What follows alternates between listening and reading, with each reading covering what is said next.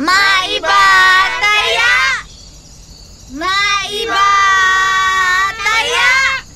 Oh, Janice, taya ka Uy! Walang uuwi sa bahay Mag-aalas 6 na, mahirap maghanapan. Last round na to. Oy, walang uuwi sa bahay Oo, ang umuwi, mapanghi.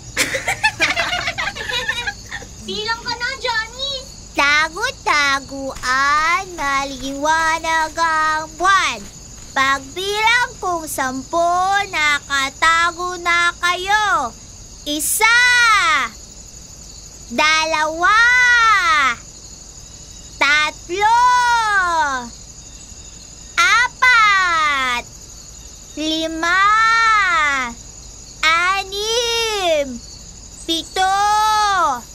8, 9, 10, 11, Walang uuwi Oy! Kitang-kitang pa! Bam! Jonathan! Ano ba yan? Nauna pa? Uy! Isa pa! Bam! Leia! Sabi ko kasi sa'yo, Jonathan, maghiwalay tayo ng pwesto Dikit ka ng dikit. Nasaan kaya yung iba? Tulungan niyo ako hanapin at magagabi na. Gusto ko na ring umuwi. Sila Rex doon nagtatago malapit sa Nyugan. Ha? Bakit doon pa sa Nyugan? Alam niyo naman na may malaking punso doon. Paano na lang kapag namatanda tayo? Kailangan pa rin natin silang puntahan. Kasi baka magtago lang ng magtago yung mga yun. O sige, samahan niyo ako. Basta, magtabi-tabi tayo Tara, ito. Saka dala ko naman yung flashlight. Tabi-tabi po, Nuno. Tabi-tabi po. Bam! Eddie! Ilan na lang hindi mo nakikita? Si Carlo, Rika, at Ken. 3 na lang. Eddie, ituro mo na kung nasaan sila. Gusto na rin naming umuwi. Nakauwi na yung dalawa Ano? Sino yung umuwi? Napakadaya naman. Buti pala't sinabi mo. Kung hindi, baka hanggang gabi pa ako naghahanap. Nakasalubong kasi nung magkapatid yung tatay nila. Ayun, galit na galit. Kasi 'di ba, pinagbabawalan nga ang mga bata dito sa Niyugan. Si Ken na lang ang kulang. Eddie, alam mo ba kung saan siya nagtago? Dito lang din iyon. Tulungan ko kayong maganap. Sa susunod, hanggang alas 5 na lang tayo maglaro, ha? Nakakatakot kapag madilim na. Paano na lang kapag nanuno tayo? Kenny! Kenny! Tara na! Ikaw na lang ang hindi nakikita. Kenny! Lumabas ka na para uwian na! Ang gati! Ang gati! Ang gati! Diyan ka pa talaga nagtago? Ang daming niknik dyan! Ala! Uy, malapit dyan yung punso! Nagtabi-tabi ka ba? Oo naman. Tabi-tabi po, Nuno. Ikaw talaga? Di ka naniniwala sa mga duwende? Bakit? Meron na ba sa inyo nakakita ng duwende? Wala naman, di ba? Paano ako maniniwala? Tara na! Uwian na! Bukas, maglalaro ulit tayo ng tagu-taguan.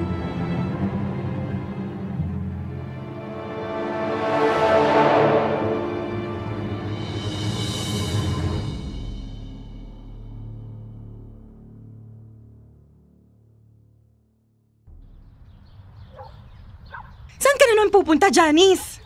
Nay, sa gubat lang po. Maglalaro lang kami ni na Kenny. Ano maglalaro? Tigil-tigilan mo nga ang pagpunta doon. Saan si Kenny nakalaro mo? Ayun, lumaki ang uso. Ano pong ibig mong sabihin, Inay? Nanuno daw. Alam mo kung saan siya galing. Sa Niyugan. Kaya huwag ka makakapunta sa Niyugan na yan kung ayaw mong mamagali ang uso mo tulad ni Kenny. Baka po nahigad lang si Ken o kaya nakagat ng niknik. Wala naman po kaming nakitang duwende doon nung maglaro kami kahapon. Baka gawa-gawa lang yung kwentong yun ng may-ari ng Niyugan para hindi na kami makapaglaro sa lugar na yun. Kaya kanyo na po kung makipaglaro, Inay. Ay, ayaw mo papigil. O sige, Pupuntahan natin ang kalaro mong si Kenny at titingnan natin kung gugustuhin mo bang maglaro sa niyugan. Pag nakita mo ang pagkakamaga ng huso ng kaibigan mo.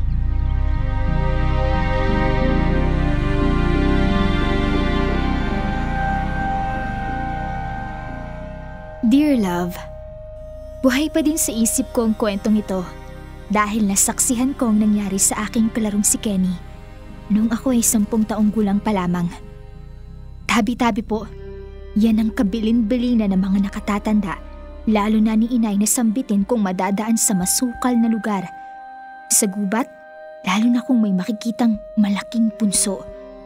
Kahit na wala pa naman talaga akong nakikitang duwende, ay ginagawa ko na lang ang bili ni inay para na din sa kanyang kapanatagan.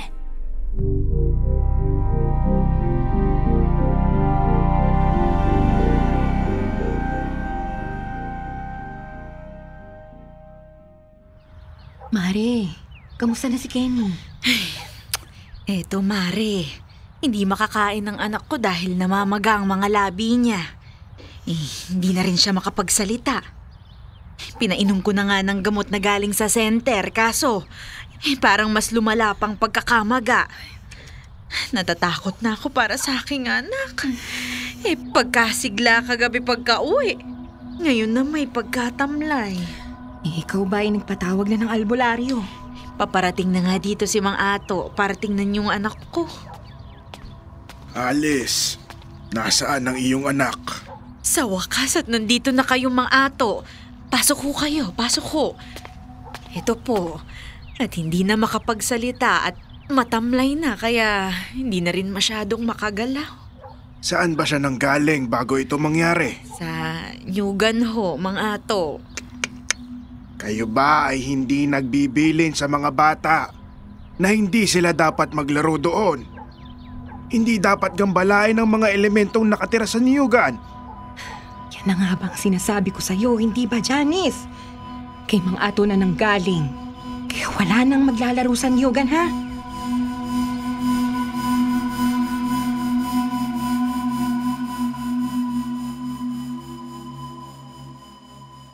Dear love, kinilabutan ako nang marinig kong mga salitang yon mula kay Mang Ato. Dahil isa din ako sa mga batang mahilig magtungo sa nyugan. Pinagmasdan ko si Kenny. Basang-basa na ang panyo ng kanyang mga laway at ang kanyang mga mata, malamlam. Hinawakan ni Mang Ato ang kanyang mga kamay at ubod daw ito ng lamig. May nagambalang duwendeng pula ang iyong anak, Alice. Ang mabagsik na uri ay nagalit ng husto. Kita mo, at walang awa at halos paputukin na ang labi ng iyong anak. Diyos ko po. Ano pong gagawin natin, Mang Ato? Ako ay magdarasal ng orasyon at bibigyan kita ng pamahid. Bukas ng umaga ay mag-aalay tayo sa may punso ng itlog at tsokolate. Sige ho, ihahanda ko ho agad ang mga kakailanganing alay. Nawa po'y mapatawad nilang anak ko. Kenny? Anak, Kenny.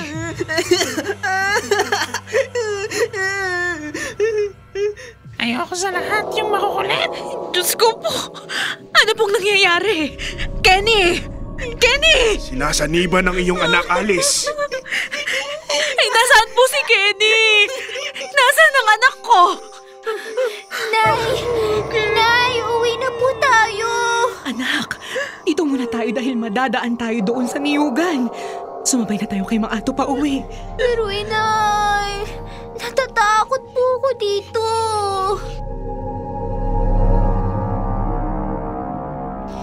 Dear love, doon ko nakita ang pag-iiba ng boses ni Kenny. Nakakatakot. Nakayakap lamang ako kay inay habang dinadasalan ng orasyon si Kenny. Hindi ko na matandaan kung ano mga dasal na yun dahil ito'y ibang lingwahe.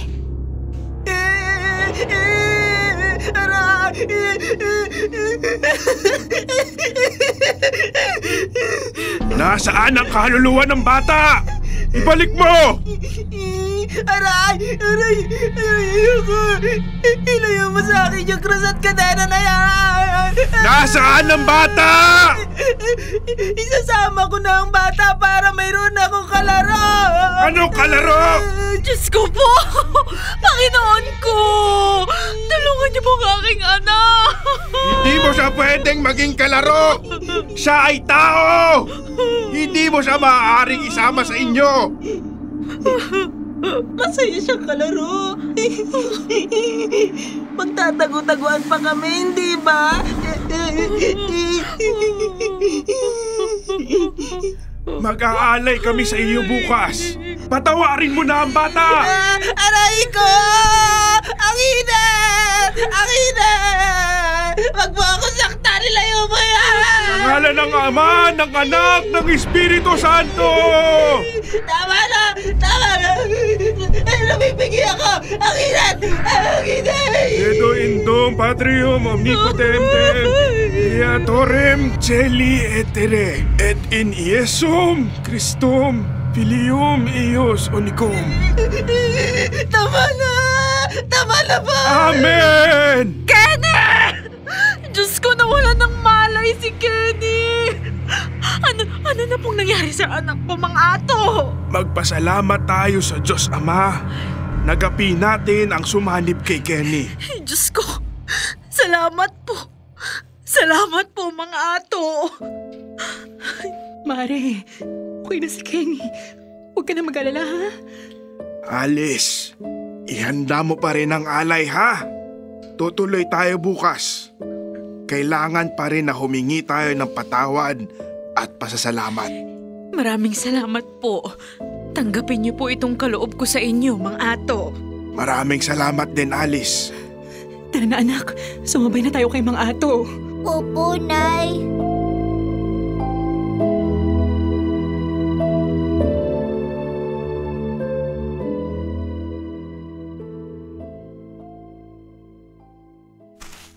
Totoo ang sinasabi ng may-ari na mayroong tagabantay dito sa Niyugan.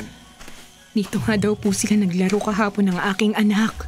Iba pa rin po talaga ang pakiramdam ko dito kapag nadadaan ako. Mabuti po at maayos na ang lagay ni Kenny. Malakas ang pananampalataya ng kanyang ina sa Diyos. At maging si Kenny rin ay lumaban. Mang Ato, narinig ko na isasama daw niya si Kenny. Paano po ang mangyayari kay Kenny kung magkatotoo yun? Mamamatay si Kenny kung nangyari iyon. Diyos ko. Dahil ang kaluluwa niya ay isasama sa kaharian ng mga duwende. Totoo po pala talaga sila, ano? Narinig mo yun, anak? Oo. Kaya matuto dapat tayong rumespeto maging sa mga elementong hindi natin nakikita. Nay, hindi na po ako maglalaro dito sa Niyugan.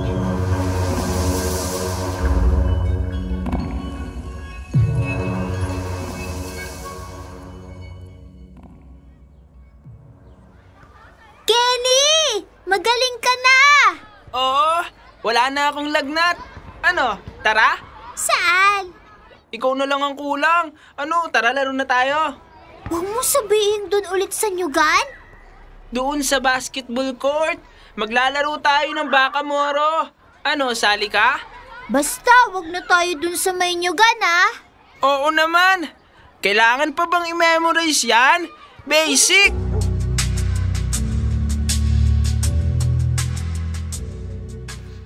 Dear love, marami talaga mga bagay ang nababalot ng hiwaga at ang tagpong yun ay tumanim ng malalim sa aking isipan. Duwende ang nagambala, pero higante ang pinsala.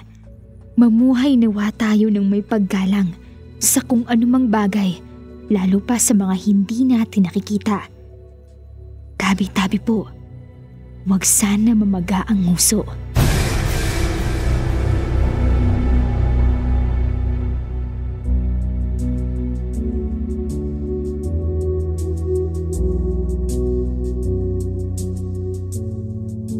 Kailangan pa bang i-memorize yan?